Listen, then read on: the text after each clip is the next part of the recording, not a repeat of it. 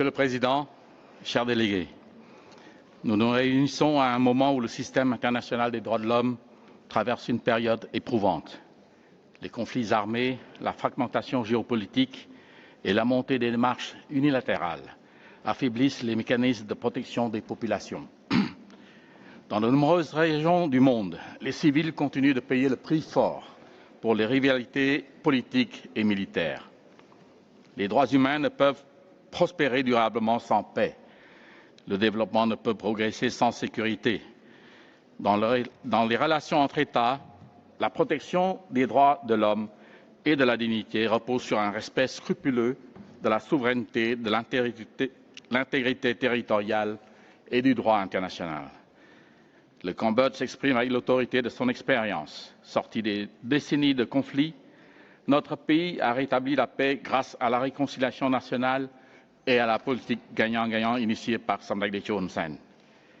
Près de 3 décennies de stabilité ont permis au Cambodge de réaliser des progrès majeurs dans la promotion et la protection des droits de l'homme, favorisant la reconstruction institutionnelle, la reprise économique et la consolidation progressive d'une gouvernance basée sur le droit.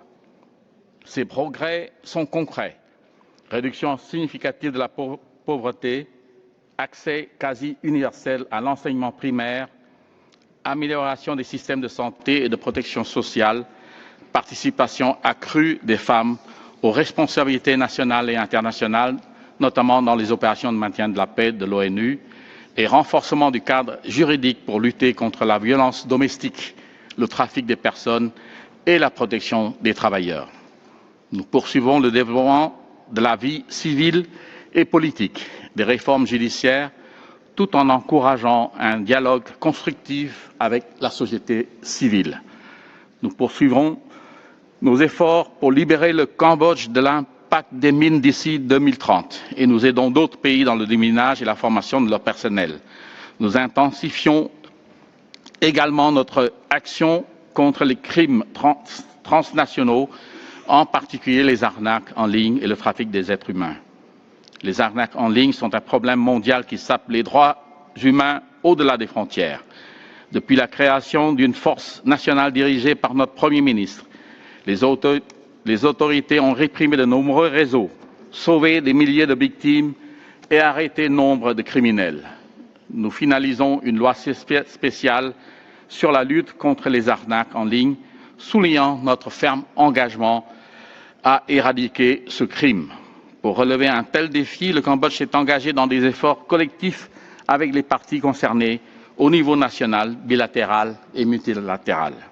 Ce combat nécessite de la coopération et non pas des actions policières ou militaires étrangères et unilatérales qui ne servent que pour masquer des actes d'agression et d'occupation.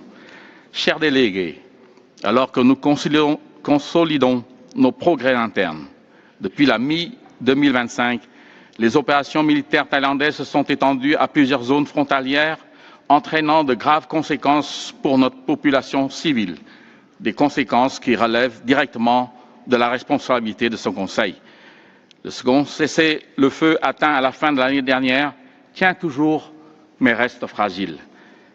Depuis, des positions militaires ont été établies au-delà des lignes revendiquées, entraînant des empiètements sur des territoires bien à l'intérieur du Cambodge. Dans plusieurs villages frontaliers occupés, des civils ont été expulsés de force de leur domicile, des maisons détruites, des infrastructures militaires érigées et l'accès interdit par des fils barbelés et des conteneurs, entravant le retour sûr et digne des civils, contrairement aux arrangements convenus entre les deux pays. Au plus fort des hostilités, près de 650 000 personnes furent déplacées. Actuellement, plus de 80 000 personnes restent incapables de retourner chez elles. Ces actions touchant les populations civiles soulèvent de sérieuses préoccupations au regard du droit international et des droits de l'homme, notamment le droit à la vie, la sécurité de la personne, la liberté de circulation, un logement adéquat et l'accès à la vie culturelle et religieuse. Tout au long de cette période, le Cambodge a fait preuve de la plus grande retenue et de haute responsabilité, fournissant une aide humanitaire, assurant la continuité des services essentiels aux personnes déplacées et restant fermement engagés en faveur d'un cessez-le-feu efficace et durable et d'un dialogue pacifique pour le retour à la normalisation. La protection des droits humains est indissociable de la paix. Dans cet esprit, le Cambodge appelle au respect total et à la mise en œuvre fidèle des accords existants, au retrait des forces militaires thaïlandaises du territoire cambodgien, dont la présence reste le principal obstacle au retour sûr et digne des civils chez eux, et au règlement pacifique des différends, conformément au principe de non-usage de la force, du droit international et du droit international humanitaire. Ce n'est qu'à travers une telle adhésion que nos deux peuples peuvent coexister dans la paix, la stabilité et le respect mutuel. Je vous remercie.